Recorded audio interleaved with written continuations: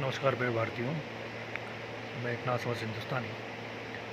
तो काफ़ी टाइम बाद मैं आपसे रूबरू हो रहा हूँ और ये चीज़ देखकर बड़ा दुख होता है कि हमारा दुश्मन जो चाहता है वो उस दुश्मन के दोस्त हमारे देश में बैठ के जो विचारधारा है उसको आगे बढ़ा रहे हैं। देखिए, जहरीले सांप जो विचारधारा होती है वो भी एक सांप की जैसी विचारधारा ही होती है। जहर फैलाना है, फ़ायदा किसको देख रहा है। मैंने अभी कुछ वीडियो और बनाए इस पर कि इस पाकिस्तान के साथ कुछ भी, क्योंकि एंटी रिलीजन है वो भी एस्पेक्ट है। यहाँ का एक तबका है जिसको यहाँ के पोषित जो दक्षिणपंथी हैं, जो सत्तारूढ़ भी हैं, उनके साथ के संलग्न संस्थाएं भी हैं, नागपुर के लोग भी, ये पोषित कर रहे हैं उनको कि भड़काओ, बहुत और लोगों को कट्टर बनाओ। देखिए, कट्टरपंथ कैंसर है और अगर आपकी जड़ों में पहुंच गया तो ये देश का देश बर्बाद कर देता है। इसके एग्जाम्पल बहुत है साहब, लेकिन चलिए कोई नहीं। आज 5 तारीख है और खबर आ रही है कि सरकार ने आदेश दिए हैं स्टेट गवर्नमेंट्स और एडमिनिस्ट्रेशंस को कि ब्लैकआउट मॉक ड्रिल करवाइए, सायरन्स की और इन सब की। तो देखिए, संभावनाएं हैं कि सरकार युद्ध करे, और अगर युद्ध छेड़ती है तो एक बात तो आप मान के चलिए कि इसकी युद्ध की कॉस्ट, देखिए हर कोई यही कहता है, पहले बताया कि युद्ध शुरू करना बहुत बड़ी बात नहीं है, लेकिन इसको अंत करने के लिए आप किन शर्तों पर राजी होंगे और वो कैसी शर्तें होंगी वो भी सोचना पड़ेगा। और इसकी कॉस्ट मैंने एक दो वीडियो पहले बनाया है, वो कहा है कि किस हद तक सिर्फ सरकार इसकी कॉस्ट बियर कर सकती है। ज़रूर आप दुश्मन को सबक सिखाइए, उसने करा है, लेकिन आप इस चीज़ का पूरा गणना कर लीजिए कि कितना है जो सरकार ही टॉलरेट कर पाएगी। कि आप अगर आम आदमी ऑलरेडी जो एक महंगाई का युद्ध चल रहा है देश में, महंगाई बढ़ी हुई है, आर्थिक मोर्चे पे हम लोग भी एक बहुत बड़े लेवल पे जूझ रहा है, मिडिल क्लास भी जूझ रहा है और लोअर मिडिल क्लास भी जूझ रहा है। तो ऐसा ना हो कि उस युद्ध का असर लोगों पे पड़े। तो अब ये बड़ा देखने की बात है कि अब किस तरह की कार्रवाइयाँ की जाएंगी, किस लेवल तक जाके, कहाँ पर जाकर ये रुकेगा, क्योंकि स्टॉप तो लगाना पड़ता है। आज रशिया और यूक्रेन के जैसे युद्ध करते रहे पागलों की जैसे 2.5-3 साल। रशिया तो ठीक है, उसके पास तो ऑयल रिज़र्व है, 16 करोड़ की पॉपुलेशन है, सबसे बड़ा देशों में से एक है, रिजर्व्स इतने हैं कि वो अपनी पब्लिक को कई सालों तक खिला सकता है। लेकिन हमारा क्या है, यूक्रेन तो ठीक है, यूरोप के साथ में सटा हुआ देश है, कम पॉपुलेशन है, आज नहीं तो 10-20-30 साल में फिर खड़े हो जाएंगे। हम क्या करेंगे साहब? चाइना जैसा हमारी इकनॉमी नहीं है, चाइना हमारे से 5-6 गुना बड़ी इकनॉमी बन चुका, हम क्या करेंगे? ये बहुत बड़ी सोचने की बात है। और सब करें, मतलब युद्ध तो सेना भी लड़ेगी, उसको ज़रूरत महसूस होगी, लेकिन जो आर्थिक मोर्चे पे जो वार होगा, जो युद्ध की लड़ने की वजह से जो पैसा खर्च होगा, और पैसा जब एक बार खर्च होना शुरू होता है तो बहुत से आपके यार दोस्त बड़े, कोई इधर बैठा हो, उधर बैठा हो, मिडिल ईस्ट में हो, यहाँ हो, अमेरिका, यूएस, यूके, इसराइल, ये फ़ायदा उठाते हैं। फ्री में कोई कुछ नहीं देगा। जैसे बोफोर्स में कुछ हज़ार के गोले को 1 लाख में दिया था, ये जो खबरें मैंने पढ़ी थी पहले, जो कारगिल का वार हुआ था।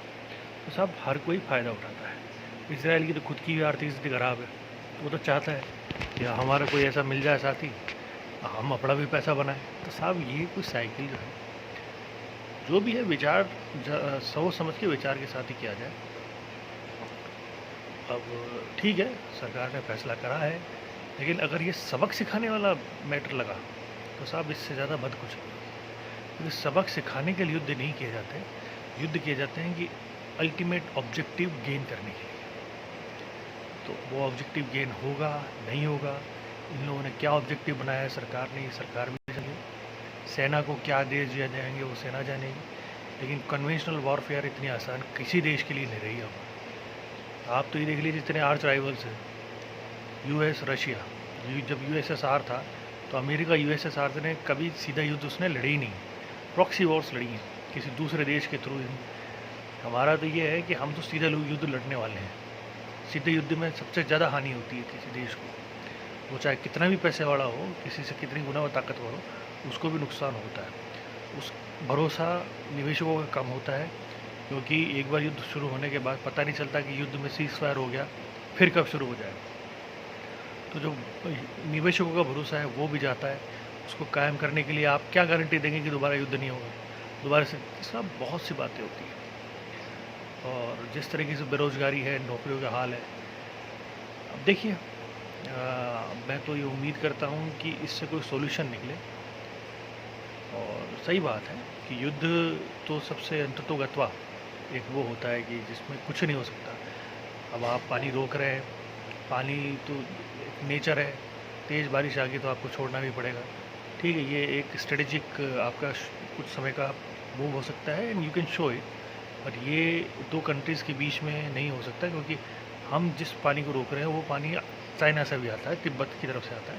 तो चाइना चाहे तो वो भी टिट फॉर टैट कर सकता है। तो ये सब चीज़ें तो कहने की बातें हैं। ये एक जेस्चर होता है जिसे आप कहते हैं कि एक एग्रेसिव जेस्चर हम रिप्रेजेंट कर रहे हैं, हाँ वो युद्ध में हो या दुश्मन देश के साथ किया जाता है। बस ये है कि जितना ये गोदी मीडिया के लोग बेहूदगी करने लगे हैं, अब आ गया तलवे के नीचे, अब इसकी खैर नहीं। मैं इतना ही कहूँगा, तबला मत बनी है। जो देश बड़बोला बना है उसका साथ कोई भी जो एक समझदार देश होता है उसके एडमिनिस्ट्रेशन, उसकी सरकारें नहीं देती। अरे जो करना है चुपचाप करिए, चुपचाप करके आ जाइए। किसको मैसेज देना चाहते हैं, क्या गेन करना चाहते हैं? इतना आप इतने घटिया लेवल पे आ गए हैं। कुछ है जो अगर हिंदू मुस्लिम करना चाहते हैं, कश्मीरी ऐसे, अरे साहब कश्मीरी, आप अगर कश्मीरी लोगों को नहीं समझोगे, अपनाओगे नहीं, तो वो आपको नहीं अपनाएंगे।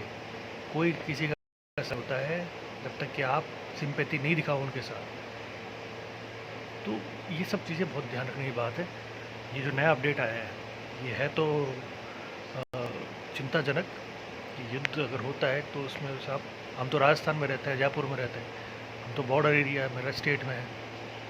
उनका टारगेट में सबसे पहले मान के चलेगी जयपुर एक, क्योंकि सबसे वर्ल्ड फेमस सिटी है, तो पिंक सिटी सबसे पहले टारगेट में होगा। तो देखिए क्या होता है। नियर बाय से सिटी में सबसे डेवलप सिटी में पिंक सिटी है दिल्ली से पहले, और यहाँ के एयर डिफेंस सिस्टम कितना मजबूत है नहीं है ये हमें पता नहीं है। तो ये सब चीज़ें सोचनी पड़ेंगी, स्ट्रेटेजी पूरी बनानी पड़ेगी, सारा डिफेंस मैकेनिज़्म तैयार करना पड़ेगा, उसके बाद आप किसी चीज़ को शुरू करिए।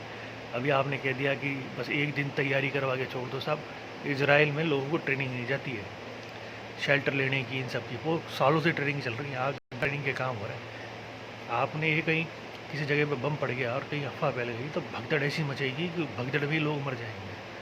तो ये समझने की बातें हैं कि आप जो भी करें पहले यहाँ पर तैयारी पूरी कर लीजिए सिटीजन्स के लेवल पर। इनको फिर वही जो पहलगाम में अकेला छोड़ दिया ऐसे अकेला ना छोड़ें, इनको तैयार करिए। जो भी ड्रिल्स होती हैं वो सामान जो है वहाँ पर NDMA के थ्रू या स्टेट डिज़ास्टर मैनेजमेंट अथॉरिटी को तैयार करिए, उनको दीजिए कि सब अभी रखिए, 10 दिन का 20 दिन का राशन रखिए। ये कम से कम स्टेट जो लगे हुए स्टेट्स हैं उनके यहाँ के लोगों की तो सोच के चलिए, उसके बाद आपको जो करना है करिए। ये मेरा सुझाव भी है और मैं चाहता हूँ कि इस तरीके से ही काम हो, और जब भी होता है तो विचार करते हैं। बाकी वार मॉन्गरिंग नहीं करनी चाहिए, ये मेरा मानना है। और मुसलमान और हिंदू करने वाले इन्हीं के साथ मिले जुले लोग हैं जो हिंदुस्तान में हैं। हम नहीं भड़का रहे, भड़का ये लोग रहे। देखिए क्या होता है। जय हिंद, जय भारत। मेरे चैनल को सब्सक्राइब करिए।